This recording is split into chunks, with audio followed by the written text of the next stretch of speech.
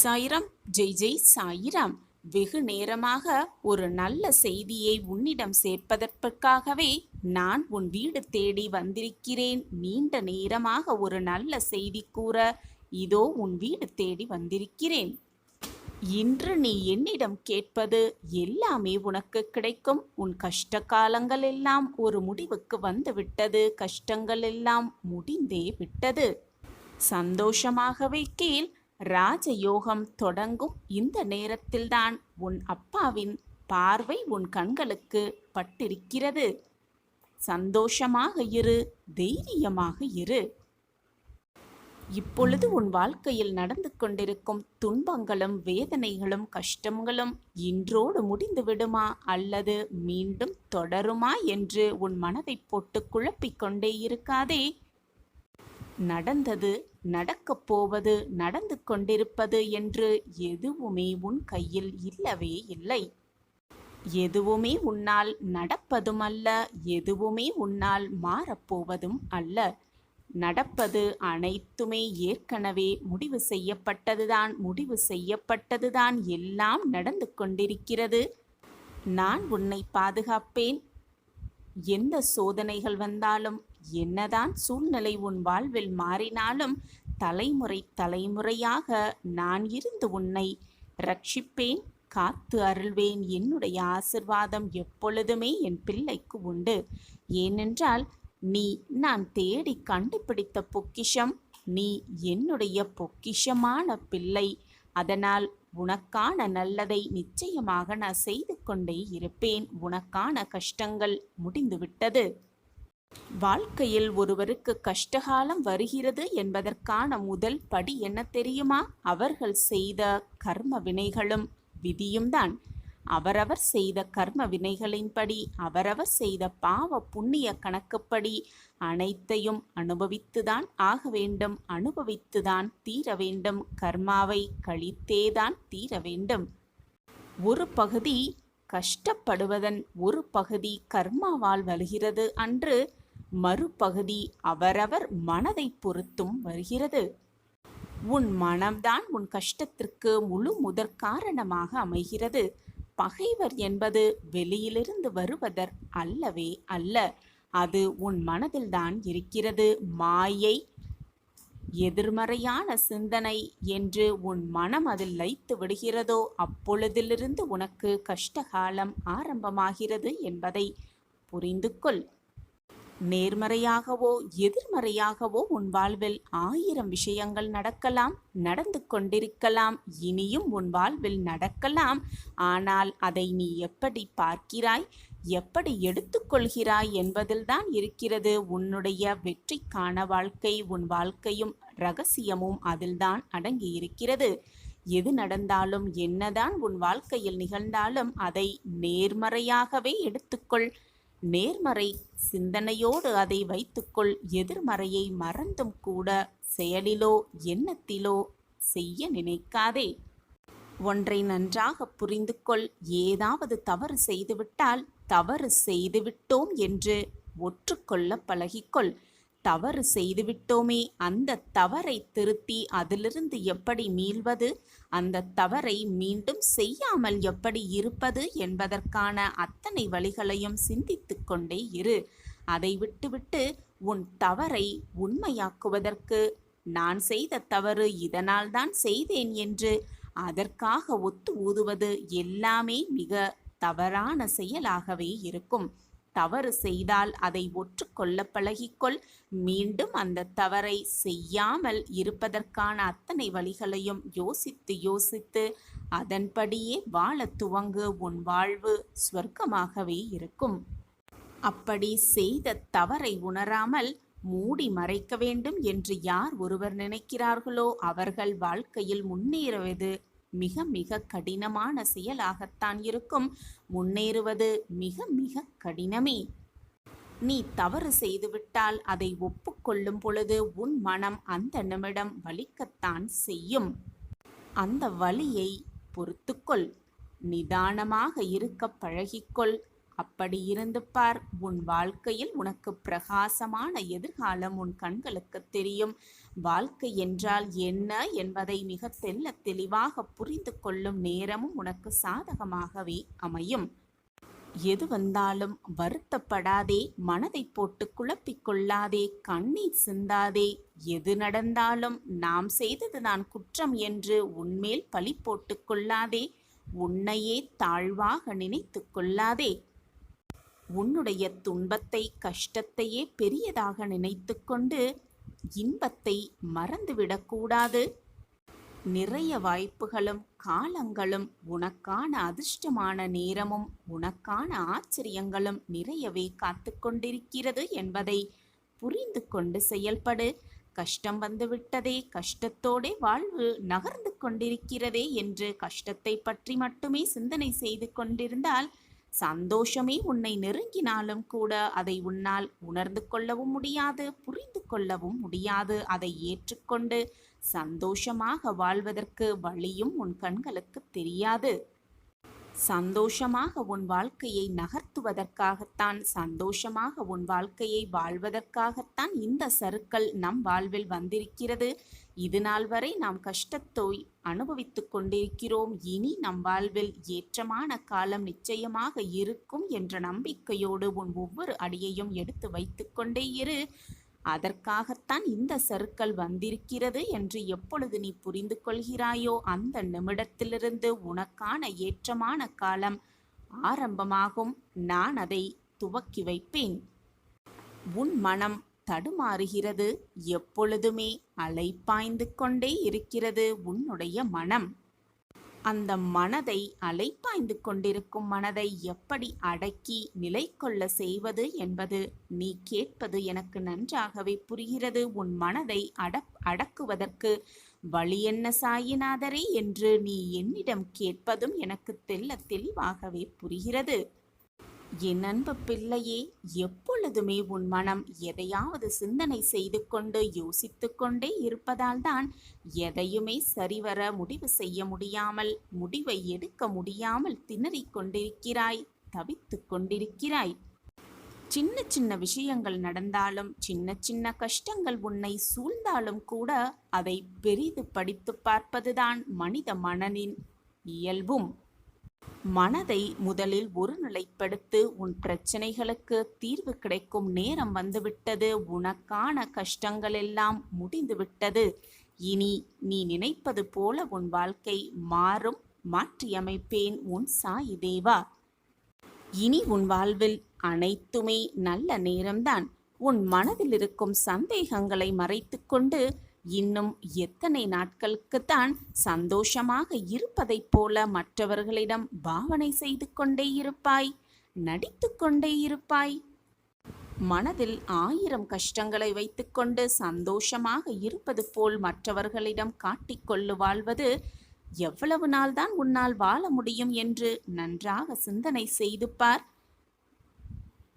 உன் மனதில் இருந்த நிம்மதியை, சந்தோஷத்தை எப்பொழுதோ நீ இழந்து விட்டாய். அமைதி, நிம்மதி என்பது உன் வார்த்தைகளில்தான் இருக்கிறதே தவிர உன் வாழ்க்கையில் அது இல்லவே இல்லை. அனைத்தையும் உன் மனதிற்குள்ளேயே பூட்டிக் கொண்டு வைப்பதால் உன்னுடைய மனநிலையோடு உன்னுடைய வாழ்க்கையும் வீணாகும் என்பது உனக்கு புரிகிறதா? அல்லது புரிந்தும் புரியாதது போல் வாழ்கிறாயா என்று உன் சாயப்பாவாகிய எனக்கும் புரியவே இல்லை.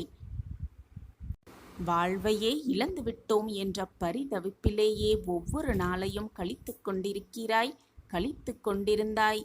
என் அன்பு பிள்ளையே, இனி உன் வாழ்வில் அப்படி ஒரு கஷ்டம் நீ அடைய வேண்டிய அவசியமே இல்லை. ஏனென்றால் உன் கஷ்டகாலமெல்லாம் ஒரு முடிவுக்கு வந்துவிட்டது. முடிவை நான் எழுதிவிட்டேன். இனி உன் வாழ்வில் நீ நினைத்ததில் எல்லாமே நடக்கும். நீ நினைத்த மாதிரியே உன் வாழ்வு மாறுவதற்கு நான் அனைத்து முயற்சிகளையும் நான் செய்துவிட்டேன். உனக்கான என் திட்டத்தை நான் தீட்டிவிட்டேன். உனக்கான காலத்தை வகுப்பவனே நான் தான். உன் இழப்பு அனைத்தையும் நான் அறிவேன். உன்னை ஆட்டி படைக்கும் மிகப்பெரிய பிரச்சனை ஒரு முடிவுக்கு வந்துவிடப் போகிறது. நான் அதை மாற்றியமைப்பேன். எப்பொழுது என்னிடம் அதிகமாக நெருக்கம் கொள்கிறாயோ அப்பொழுது உன்னுடைய நியாயமான ஆசைகள் எல்லாமே நிறைவேறும். நிலை மாறிவிடாது, வாழ்வும் மாறிவிடாது. நீ நினைத்தது எல்லாமே உனக்கு நிறைவேறும். நான் நிறைவேற்றி காட்டுகிறேன். சாயப்பா இருக்க உனக்கு ஏன் மனக்கவலை? உன் மனம் இனி கலங்காது என் பிள்ளையே. உன் மனம் போல் உன் வாழ்வும் வெற்றியும் சந்தோஷமும் ஆனந்தமும் மகிழ்ச்சியும் என்றென்றும் நிறைந்து கொண்டே இருக்கும். நான் அதை நிறைத்து கொண்டே இருப்பேன். நான் இருக்கிறேன், எதற்குமே கலங்காதே. நான் உன்னை கைவிட மாட்டேன். இந்த உலகில் சிலர் எப்பொழுதும் மற்றவர்களை காயப்படுத்துவதையே வேலையாக கொண்டிருப்பார்கள். அதைதான் அவர்கள் உனக்கும் இழைக்கிறார்கள். அப்படி உன்னை யாராவது காயப்படுத்தினார்கள் என்றால் அதை அப்படியே விட்டுவிடு. நான் பார்த்து கொள்கிறேன். ஒரு பொழுதும் நான் உன்னை கைவிட்ட மாட்டேன். எது உன்னை துன்புறுத்தினாலும் கவலைப்படாமல் இரு. எது வந்தாலும் எதிர்த்து நின்று போராடு. எதுவும் என்னை மீறி நடக்காது என்பதை தீர்க்கமாக நம்பு. ஒரு நாளும் எடுக்க நினைத்த முயற்சியிலிருந்து விடுபட நினைக்காதே. முழுவதுமாக அதில் ஈடுபடு. எதற்காகவும் எந்தவிதமான சூழ்நிலையிலும் கவலைப்படாமல் இரு. உன்னை இந்த அற்புதமான அழகான உலகத்திற்கு அருமையப்படுத்தியவன் நான் தானே. உன்னை நிச்சயமாக அனைத்திலும் இருந்து பாதுகாப்பேன். நீ விரும்பியது அனைத்தையும் உனக்கு நான் வழங்கப் போகிறேன். எதற்காக காத்திருந்தாயோ அது உனது வாயிற்கதவை தட்டப் போகிறது. எதற்காக இது நாள் வரை எதிர்பார்த்து காத்திருந்தாயோ அது உன் வாழ்வில் வரப்போகிறது.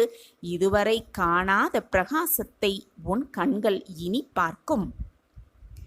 உனது வாழ்க்கையே ஒரு போராட்டக்களம். அந்த போராட்டக் களத்திலிருந்து மீண்டு வந்திருக்கிறாய். நீ பட்ட வேதனையிலிருந்து விடுபட்டு விட்டாய். இறுதி கட்ட வேலை நடந்து கொண்டிருக்கிறது. உனது கர்ம பலன்களை முழுவதுமாக நான் ஏற்றுக்கொண்டு விட்டேன். இனி உயரப்போகிறாய். அனைத்திலும் வெற்றி மேல் வெற்றி பெறப்போகிறாய். நான் நடத்தி காட்டுவேன்.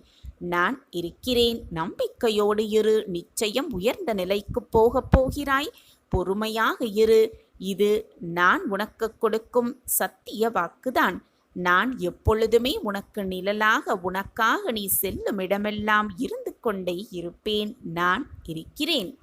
உன்னை விட்டு நான் விலகுவேன் என்று எப்படி நீ நினைக்கலாம்? காரணமில்லாமல் உன் அப்பா உன் கண்களுக்கு தெரிந்திருக்க மாட்டேன். இன்று காட்சி கொடுத்திருக்கிறேன். ஏதோ ஒரு காரணத்திற்காகத்தான் உன் கண்களுக்கு உன் அப்பா பட்டிருக்கிறேன் என்பது புரிகிறதா? அதை உணர்ந்து கொள்ளும் நேரமும் உனக்கு நெருங்கி வரப்போகிறது. நம்பிக்கையோடு காத்திரு. உன் வாழ்வு பல மாற்றங்களை சந்திக்கவிருக்கிறது. நீ புண்ணியம் செய்த பாக்கியசாலி. அதனால்தான் உன் அப்பாவின் கண்கள் உன்மேல் பட்டிருக்கிறது. உன்னை வலுப்படுத்தவே, உன்னை வளர்ச்சியின் பாதையில் அழைத்து செல்லவே உன் சாயப்பா உன் வீட்டிற்கே வந்திருக்கிறேன். நீ அறிந்ததெல்லாம் இந்த ஒரு ஜென்மத்தில்தான் உன் அப்பா உன்னோடு இருக்கிறேன் என்பதை தான் அறிந்து கொண்டிருக்கிறாய். ஆனால் அப்படியல்ல. பல ஜென்மங்களாக நான் உன்னுடன் பயணித்து கொண்டுதான் இருக்கிறேன். உன் உயிரின் அகண்டமாய் உன்னுள் தான் நான் இருந்து கொண்டிருக்கிறேன். உனக்கானது அனைத்தும் உன்னிடம் வந்து சேரும். இதுவரை பொறுமையாக காத்திருந்தாயல்லவா? இன்னும் சிறிது காலமே உன் வாழ்க்கையில் பல நல்ல நல்ல மாற்றங்கள் ஒவ்வொன்றாக நிகழும். அந்த மாற்றத்தை கண்குளிர காணப்போகிறாய். அதிசயத்தில் ஆர்ப்பரித்து குதிக்கப் போகிறாய். ஓடோடி வந்து உன் சாயிநாதருக்கு நன்றி மேல் நன்றி சொல்லத்தான் போகிறாய். இது நடக்கும். நிச்சயமாக நடக்கும். இன்னும் கொஞ்சம் காலம் பொறுத்துக்கொள் என் கண்மணியே. உன்னை புறக்கணித்தவர்கள், நீ வேண்டாம் என்று உதறி சென்றவர்கள், நீ காட்டிய அன்பே மேலான அன்பு என்பதை புரிந்து கொண்டு உன்னிடம் ஓடி வந்து சேரும் காலம் வெகு தொலைவில் இல்லை. நீ காட்டிய அன்பிற்காக ஏங்கி உன்னுடைய பாசத்திற்காக உன்னை ஓடி வருவார்கள், தேடி வருவார்கள். உன் ரணப்பட்ட மனதிற்கு மருந்தாக பல அதிசயங்களை நான் கொடுக்கவிருக்கிறேன். அந்த அதிசயம் உன்னிடம் வந்து சேரும் பொழுது உன் மனதை சந்தோஷமாகவும் மிக ஆனந்தமாகவும் வைத்துக்கொள். அப்பொழுதுதான் இரட்டிப்பு மகிழ்ச்சி, இரட்டிப்பு சந்தோஷத்தை உன்னால் உணர்ந்து கொள்ள முடியும். இப்பொழுது உன் வாழ்வில் நடக்கும் கஷ்டங்களையும் சோதனையான காலத்தையும் பார்த்து பார்த்து உன் மனம் மறத்து போயிருக்கிறது. அந்த மனத்தை முதலில் தூய்மைப்படுத்து, நிம்மதியாக்கு, சந்தோஷப்படுத்த முயற்சி செய். அப்பொழுதுதான் உனக்கான சந்தோஷம், மகிழ்ச்சி, ஆனந்தம், அற்புதம் எல்லாம் ஒன்று சேர்ந்து வரும் பொழுது உன்னால் மிக ஆனந்தமாக சந்தோஷமாக அதை ஏற்றுக்கொண்டு வாழ முடியும். நிம்மதியை தேடி தேடி எங்குமே அலையாதே, அது உன்னில்தான் இருக்கிறது. உன் மனதை முதலில் நிம்மதியாக வைத்துக்கொள்ள பழகு. முடிந்ததை நினைத்து நினைத்து வருந்தாதே. இனி வரப்போவதை நினைத்து நினைத்து பயப்படவும் செய்யாதே. இந்த நொடி மகிழ்ச்சியாக இரு, நான் இருக்கிறேன். சந்தோஷமாக இருக்கும் பொழுது அல்லது ஆனந்தமாக இருக்கும் பொழுது, இன்பமாக இருக்கும் பொழுது இறைவன் மேல் வைக்கும் அந்த நம்பிக்கையை துன்பமான காலத்திலும், வேதனையான காலத்திலும், போராட்டமான காலத்திலும் இறைவன் மேல் வைப்பது இந்த மனிதர்களின் மனம் ஏற்றுக்கொள்ளாமல் தான் இருக்கிறது, ஏற்றுக்கொள்ளவும் மறுக்கிறது. என்னிடம் நெருக்கமாக வர வேண்டும் என்று நான் உனக்கு கூறுவது உனக்கு புரியவில்லையா? என்னிடம் நெருக்கமாக வர வேண்டுமென்றால் என்னதான் சூழ்நிலையில் நீ சிக்கி தவித்து கொண்டிருந்தாலும், என்னதான் பிரச்சனையில் நீ ஆட்கொண்டிருந்தாலும், என்மேல் வைத்திருக்கும் நம்பிக்கையை பரிபூர்வமாக வைத்துக்கொள் என்றுதான் சொல்கிறேன். கோடியில் ஒருவருக்கு மட்டுமே இந்த அதிர்ஷ்டம் கிடைக்கும். இது இப்பொழுது இந்த நொடி உனக்கு கிடைத்திருக்கிறது. அதிர்ஷ்டம் கிடைத்தே தீரும். என்னுடைய நாமத்தை எப்பொழுதுமே உச்சரித்து கொண்டே இரு. சாயப்பாவை மனதார நினைத்து கொண்டு உன் கடமையை செய்து கொண்டே இரு. அது போதும் குழந்தையே, உன்னை எப்பொழுதும் நான் கைவிட்டு விடவே மாட்டேன். உன் வாழ்க்கையில் இனி வசந்த காலம் மட்டுமே. உடனடியாக நீ என்ன செயலை செய்ய வேண்டும் என்று மனதில் ஒரு திட்டத்தை தீட்டி வைத்து கொண்டிருக்கிறாயோ, அந்த செயலை செய்ய துவங்கு. வெற்றி மேல் வெற்றி உன்னை வந்து சேரும். அதிர்ஷ்டமான வாழ்வு உன்னை வந்தே தீரும். உன்னிடம் எந்த தவறும் இல்லை என்றும் பட்சத்தில் எதிர்த்து பேச கற்றுக்கொள், தைரியமாக பேச கற்றுக்கொள். அப்படி நீ இல்லவில்லை என்றால் உனக்கும் பேச தெரியும் என்று உன்னை சுற்றி இருப்பவர்கள் மறந்தே போய்விடுவார்கள். உன் பக்கமும் நியாயம் இருக்கிறது என்பதை உன்னால் தான் உணர்த்த முடியுமே தவிர மற்றவர்கள் உனக்காக வந்து வாதிட முடியாது. அதிகமாக விட்டு கொடுத்து போகிறவர்களிடம் உன்னுடைய கோபத்தையும் திமிரையும் காட்டி நினைக்காதே. அதைவிட ஏன் நமக்காக அவர்கள் விட்டு கொடுத்து போகிறார்கள் என்று சற்று சிந்தனை செய்து பார்க்கலாமே. மற்றவர்கள் என்ன நினைப்பார்களோ, ஏது நினைப்பார்களோ என்று உனக்கு யோசனையே வேண்டாம். உன் வாழ்க்கையில் உன் மனதிற்கு எது நல்லது என்று உனக்கு தென்படுகிறதோ, உன் மனதிற்கு சரி என்று எது உனக்கு உணர்த்துகிறதோ அதை மட்டுமே நீ செய்தால் போதும். மற்றவர்களுக்காக உன் வாழ்க்கையை மாற்றிக்கொள்ள எண்ணாதே. கடந்த கால சோதனைகள், கடந்த கால தோல்விகளை நினைத்து நினைத்து வருந்தாதே. அதிலிருந்து என்ன கற்றுக்கொண்டாய் என்பதை நன்றாக தெளிவாக சிந்தனை செய்து கொண்டு சந்தோஷமாக உன்னுடைய புதிய அத்தியாயத்தை துவங்கு. கோடியில் ஒருவருக்கு மட்டுமே அதிர்ஷ்டம் கிடைக்கும். அது உனக்கு இப்பொழுது இந்த மங்களகரமான நாளில் கிடைத்திருக்கிறது.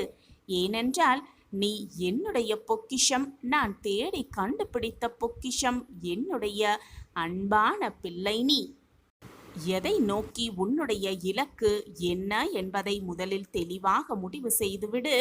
இலக்கை நிர்ணயம் செய்யாமல் நீ என்னதான் போராடினாலும் அதற்கான வெற்றி உன்னிடம் வந்து சேராது. முதலில் இலக்கை தெளிவாக மனதில் பதிய வைத்துக்கொள்.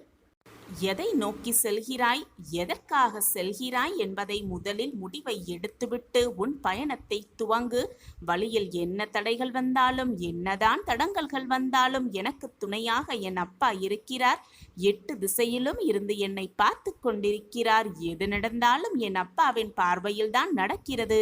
நான் பயப்பட எனக்கு எதற்கு பயம் என்று மனதாரையும் வாயாலையும் சொல்லிக்கொண்டே உன்னுடைய நினைத்த இலக்கை நோக்கி உன் பயணத்தை செய்து கொண்டே இரு. போராடிக்கொண்டே இரு, முன்னேறிக்கொண்டே இரு. வாழ்க்கையை வென்று காட்டலாம் வா என் பிள்ளையே.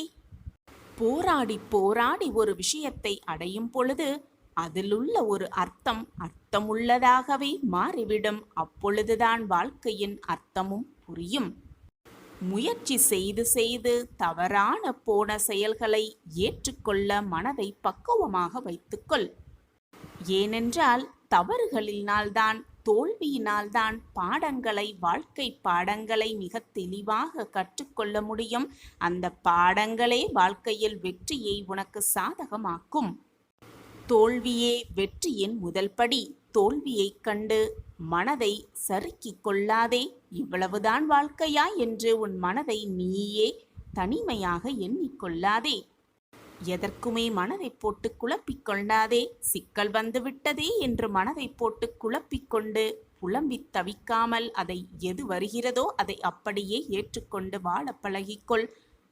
துன்பமாக இருந்தாலோ இன்பமாக இருந்தாலோ அதை அப்படியே ஏற்றுக்கொண்டு வாழ பழகிக்கொண்டாலே ஏமாற்றத்தை முற்றிலுமாக தவிர்த்துவிடலாம். எதையுமே ஆழமாக சிந்தித்து உனக்கு வந்திருக்கும் பிரச்சனைகளை தீர்ப்பதற்கான வழிகளை ஆழமாக சிந்தித்து அதற்கான முயற்சிகளை செய்து கொண்டே இரு. அதற்கான வழிகளை தேடிக்கொண்டே இரு. உன் பிரச்சனைக்கு நிச்சயமாக ஒரு தீர்வு இருந்தே தீரும். தீர்வே இல்லாத பிரச்சனைகளை இறைவன் உருவாக்குவதே இல்லை. அதே போல உன் பிரச்சனைக்கும் நிச்சயமாக ஒரு தீர்வு இருக்கும் என்பதை மனதார நம்பு.